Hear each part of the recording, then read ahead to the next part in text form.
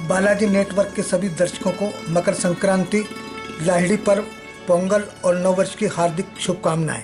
हिंदू धर्म की मान्यता के अनुसार सूर्य जब दक्षिणायन से उत्तरायण की ओर प्रस्थान करता है तो यह समय पुण्यदायी माना जाता है और वह दिन होता है 14 जनवरी का, जब सूर्य मकर राशि में प्रवेश करता है। यह एक ऐतिहासिक दिन भी है। ऐसी मान्यता है कि समस्त पवित्र नदियों के किनारों पर मकर संक्रांति के दिन सभी देवी देवता भेष बदलकर तीर्थों में स्नान करने आते हैं। सूर्य आया उत्तरायण को, पेड़ों पर यौवन छलका, ली शीत ने अंगड़ाई, संकेत दिया था कल का। नागदा भी कभी ऐतिहासिक और धार्मिक बस्ती के रूप में जाना जाता था। आज इसकी पहचान औद्योगिक एवं साहित्यिक नगर के रूप में भी है। माँ चंबल ने इसे अपने अमृत रूपी जल से सींचा है, किंतु हमें यह भी नहीं भूलना चाहिए कि यह भूमि स्वतंत्रता सेनानियों, साहित्यकारों, राजनेताओं और कर्मकांडियों की खदान रही है। यहाँ की भूमि ने साहित्य को भी उतना ही महत्व दिया है जितना श्रम को। गांधी मानस महाकाव्य के अमर रचनाकार कविवर नटवरलाल जी स्नेही, पंडित हरिप्रसाद जी शर्मा, समाजवादी विचारधारा के पोषक एवं साहित्यकार श्री रामचंद्र जी नवाल, मजदूरों के हितैषी श्री भैरव भारती, काव्य पुरोधा श्री जगन्नाथ विश्व ने भी इसे अपनी कर्मभूमि के रूप में चुना। 14 जनवरी 1940 को नागदा की छोटी सी बस्ती में सूर्य उत्तरायण को प्रवेश कर रहा था। तब पूजनी श्री बसंतीलाल जी जायसवाल के घर एक बालक की किलकारी गूंजी। बालक ईश्वर का स्वरूप होता है। शायद यही सोचकर इस बालक का नाम बालेश्वर रखा। यही वह बालक है जिसे आप उद्योगपति, व्यवसायी, साहित्यकार, राजनेता, बड़े भैया या श्री बालेश्वर दयाल जायसवाल के रूप में जानते हैं।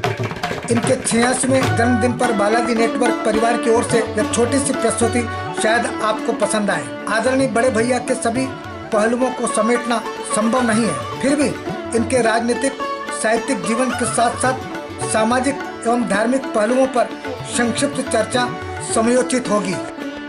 आपके राजनीतिक सफर की चर्चा करें तो देश के कद्दावर राजनेताओं से आपके पारिवारिक संबंध रहे हैं, जिनमें मुख्य रूप से देश की निर्भीक एवं सशक्त पूर्व प्रधानमंत्री स्वर्गीय श्रीमती इंदिरा गांधी, श्री राजीव गांधी, पूर्व मुख्यमंत्री श्री प्रकाश चंद्र सेठी, श्री विद्याचरण शुक्ल, श्री श्यामाचरण शुक्ल, श्री अर्जुन सिंह जी, श्री माधवराज जी सिंधिया, श्री मोतीलाल वोरा से लेकर वर्तमान राजनीतिज्ञ श्री दिग्विजय सिंह जी, श्री कमलनाथ जी आदि के नामों की एक लंबी सूची है।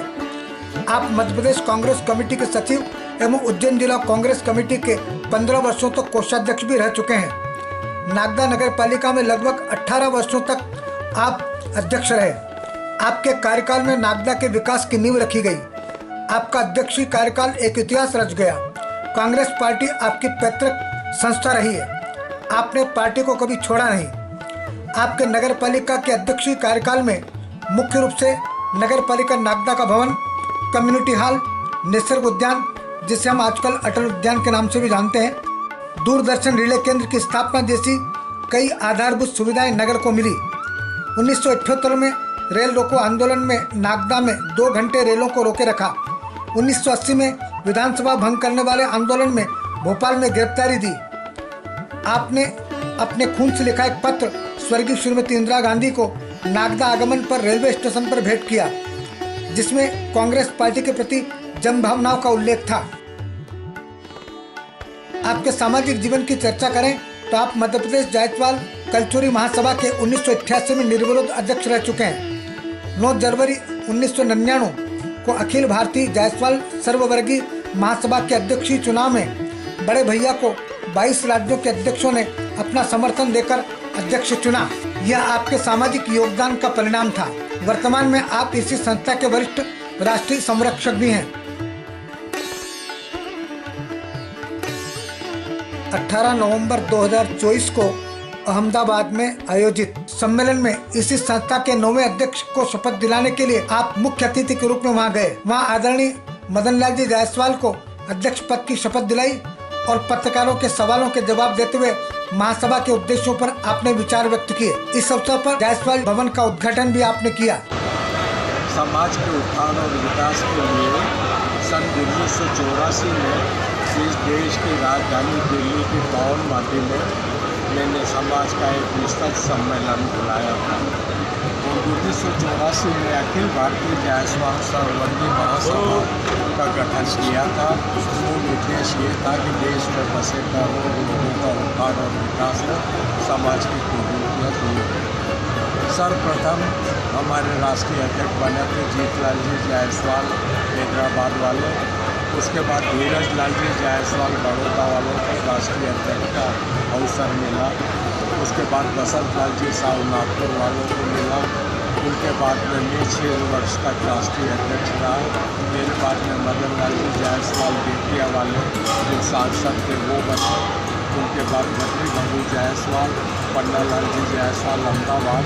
और आज हमारा सौभाग्य है कि 9वें राष्ट्रीय अध्यक्ष के रूप में हम भाई मदन जायसवाल को राष्ट्रीय अध्यक्ष बनकर अखिल भारतीय जायसवाल महासभा का दायित्व सौंपा है। हमें पूर्ण विश्वास है भाई मदन जायसवाल के अंदर जो ऊर्जा है, जो कार्य करने का लालच है, जो कार्य करने की इच्छा है, उसके आधार पर वो समाज के उत्थान और विकास के लिए कार्य करेंगे। हमारा मूल उद्देश्य महासभा के माध्यम से एक ही है कि महासभा के अंदर समाज के जो गरीब और सर्वहारा परिवार के लोग हैं उनको हम समाज की जीवन सर ये बताइए सर, समाज ये बताइए कि इस सम्मेलन से क्या समाज में मैसेज देना चाहेंगे, राजकीय तौर पे या सामाजिक तौर पे क्या मैसेज देना चाहेंगे समाज के लिए? क्या इससे इसका इफेक्ट क्या पड़ेगा? देखिए, समाज के लिए हमारा सीधा सा मैसेज है कि समाज में जो सर्वहारा और गरीब परिवार के लोग हैं उनके दुख दर्द में हम भागीदार बनकर उनके दुख दर्द दूर करें। देश के अंदर 10 करोड़ से अधिक हमारे स्वजाति बंधु निवास करते हैं और आज हमारे राजराजेश्वर सहस्त्रार्जुन जो हमारे आराध्य देव हैं, जिनकी जन्मस्थली महेश्वरी में है, उनके प्रण को लेकर हम निरंतर समाज के उत्थान और विकास के लिए कार्य करते हैं। हमारी हार्दिक इच्छा है कि समाज के कुरीतियों को दूर करें, समाज के अंदर अच्छे आचार व्यवहार को हम लागू करें और खास करके ऐसे परिवार जो कई दूर गांवों के अंदर बसे हैं, जिनका दुख दर्द देखने वाला कोई नहीं है, भाई मदन जायसवाल को अधिकार दिया है राष्ट्रीय अध्यक्ष का कि ऐसे लोगों के दुख दर्द में सहभागिता करें। सर, गुजरात में जायसवाल समाज का राजनीति में कितना महत्व है, उसके लिए क्या कहेंगे? राजनीति में कितना महत्व है? मेरी बात सुनिए, एक समय वो था कि जब राष्ट्रीय राजनीति में समाज के लोगों का कोई रोल नहीं, लेकिन जब हमने समाज के लोगों को राजनीतिक विचारधारा से जोड़ा तो हमारे लिए सौभाग्य का दिन था कि जब डॉक्टर मदन प्रसाद जायसवाल बेतिया वाले सांसद बने तब लोकसभा के अंदर हमारे 9 सांसद श्री प्रकाश जी जायसवाल हमारे नागपुर वाले वो हो गए और धुरंधर लोग हैं। आज भी भाई संजय जायसवाल डॉक्टर मदन प्रसाद जायसवाल के जो लड़ते हैं वो बिहार के भाजपा के राष्ट्रीय अध्यक्ष है और अभी आदरणीय नरेंद्र भाई मोदी ने उनको लोकसभा के बहुत बड़े उत्तरदायित्व का निर्वहन करने के लिए अधिकृत किया है कि लोकसभा की कार्यप्रणाली को वो अपने हिसाब से करेंगे। नागदा में श्री हीरालाल माहेश्वरी धर्मशाला, जिसे हम सिटी सेंटर भी कहते हैं, की बात हो या गोपाल गौशाला धर्मशाला की, दोनों ही आपकी लंबी सुखद सोच का परिणाम है जो नागदा नगर की धरोहर है। नागदा सहकारी सेवा साख संस्था के आप संस्थापक अध्यक्ष भी हैं। 45 वर्ष पूर्व शीतलानंद व्यायामशाला की स्थापना आपकी खेलों के प्रति रुचि का परिचायक है। आप एक अच्छे टेबल टेनिस खिलाड़ी भी रहे। विगत 52 वर्षों से दशहरा उत्सव का आयोजन यानी रावण वध और दहन आपके मार्गदर्शन में निरंतर चल रहा है। मुक्तेश्वर महादेव मंदिर पर मेले का शुभारंभ आपके ही कर कमलों द्वारा सबसे पहले हुआ था, जो आज भव्य रूप में देखा जा सकता है। मई 2024 में ग्राम बनबना में आपने अपनी माताजी स्वर्गीय श्रीमती सीता देवी जायसवाल की पावन स्मृति में मां दुर्गा की प्रतिमा भेंट की और मंदिर के फर्श के साथ साथ दीवारों पर भी टाइल्स का कार्य कराया। आपके साहित्यिक योगदान की चर्चा के बगैर आपके योगदान की चर्चा करना निरर्थक होगा। उद्बोधनों में निष्णातता, सरस्वती और लक्ष्मी का संगम एक साथ विरले लोगों में मिलता है। आप इसी श्रेणी में आते हैं। आपकी शैली ध्यानाकर्षी है।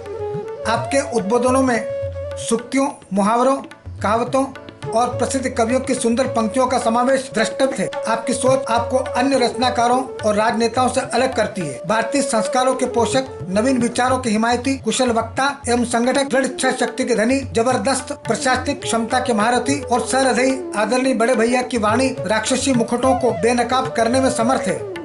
राजनीति के शिखर पर बैठकर भी आपने सरस्वती की उपासना से कभी मुंह नहीं मोड़ा। आपके अभी तक 3 काव्य संग्रह प्रकाशित हो चुके हैं।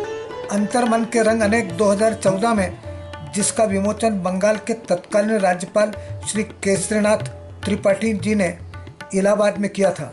दूसरी कालजी रचना उजली धूप पर तैरता यथार्थ 2017 में प्रकाशित हुई, जिसका विमोचन तत्कालीन केंद्रीय सामाजिक न्याय एवं अधिकारिता मंत्री एवं वर्तमान में कर्नाटक के राज्यपाल आदरणीय डॉक्टर थावरचंद जी गहलोत ने किया। तीसरी काव्य कृति अनुभूतियों के मोरपंख का विमोचन माह फरवरी 2025 में संभावित है। ये काव्य कृतियाँ काव्य के चातकों के लिए तृप्ति का पनघट है। 85 वर्ष के इस साहित्यकार में आज भी एक युवा दिल धड़कता है। कोरोना के संकट काल में भी अपनी काव्य धर्मिता निभाने वाले जीवट साहित्यकार आदरणीय बड़े भैया की तीसरी काव्य कृति की एक झलक देखें। इस काव्य संग्रह का शब्द चयन श्लाघनीय है। मन के भावों को शब्दों में उकेरने में सिद्धहस्त बड़े भैया ने काव्य रचना की माला गूंथी है। निश्चय ही उसके जप का फल सुधी पाठकों को मिलेगा। इस काव्य संग्रह में अनुप्रास की मोहकता के साथ साथ रचनाएं भावों के मकरंद से सुवासित है। आपकी अनुपम शब्द साधना, उत्कृष्ट शिल्प और आत्मीयता की झलक हम कई रचनाओं और उद्बोधनों में देख चुके हैं। आपकी साहित्य साधना प्रणम्य है। आपके चिंतन को वंदन। आपने परिनिष्ठ शब्दों की स्वर्ण थालिका में सरस भावों के दीप जलाकर जो साहित्यिक प्रकाश फैलाया है, वह सभी रचनाकारों को आलोकित करता रहेगा। आपकी नवीनतम कृति अनुभूतियों के मोरपंख में कुल 20 रचनाएं हैं, किंतु हर एक रचना 19 नहीं 20 है। मातृभाषा हिंदी के प्रति आपका लगाव इस रचना में स्पष्ट झलकता है। जनता के धन के बदले सरकारी उपक्रम चल रहे हैं। हिंदी की दुहाई देकर अनेक भ्रष्टाचारों के घर भर रहे हैं। मातृभाषा को यूं कब तक अंग्रेजी की चौखट पर बिठाते रहोगे? अंग्रेजी का गुणगान कर कब तक हिंदी का दीप जलाते रहोगे? देश के मनुष्यों को अपमानित कर उनके हृदय छलनी किए जा रहे हैं। विदेशी हिंदी लेखकों को निमंत्रण देने अधिकारी विदेश जा रहे हैं। सर्वोच्च न्यायालय में अंग्रेजी के बिना एक कदम चल नहीं पा रहे हैं। सरकारी दफ्तरों में अंग्रेजी की महिमा हर रोज गुण गा रहे हैं। 75 वर्षों से निरंतर हिंदी की दुर्गति होती आ रही है। धनाढ्य लोगों के परिवारों में दिन रात पाश्चात्य शैली छा रही है। आज हिमालय के उच्च शिखर से हिंदी की गूंज आना चाहिए। हिंदी इस देश का दिल है, उसे सदा धड़कते रहना चाहिए। आज अवसर है, अंग्रेजी का तर्पण गंगा घाट पर होना चाहिए। हिंदी को सूर्य की किरणों के मानिंद राष्ट्रभाषा का दर्जा मिलना चाहिए। आज हम ये संकल्प लें, मातृभाषा को राष्ट्रभाषा बनाना होगा। आज भारत के भाल पर हिंदी का चंदन तिलक लगाना होगा। अस्तित्व की आस में मानवीय संवेदना का भावपूर्ण चित्रण आप एक रचना में देख सकते हैं। अनुभूतियों के मोरपंख की पुस्तक को आप अवलोकन करें तो पृष्ठ 38 पर यह रचना है अस्तित्व की आस, जो आपने 2015 में लिखी थी। एक टूटे हुए गमले में छोटे से पौधे पर अधखरी कली ने रोक कर पूछा, क्या आज समय मेरा अस्तित्व बचा पाएगा? मैंने कहा, स्वार्थ की इस अंधी दुनिया में छोटे बड़े अपने पराये सभी भाग रहे हैं। संवेदनाएं मर गई है, मदद का दामन दरक गया है, तुम्हें बचाने कोई नहीं आएगा। यदि भूले भटके किसी की निगाह पड़ गई तो ठोकर मारकर गमले का शेष बच्चा अस्तित्व तोड़ चला जाएगा। आपके भरे पूरे परिवार में धर्मपत्नी श्रीमती चिंतेश जायसवाल, पुत्र श्री कृष्णकांत जायसवाल, पुत्र वधू श्रीमती प्रीति जायसवाल और 5 पुत्रियों के साथ एक पोता कियान, पोती कृति और मायरा समाहित है।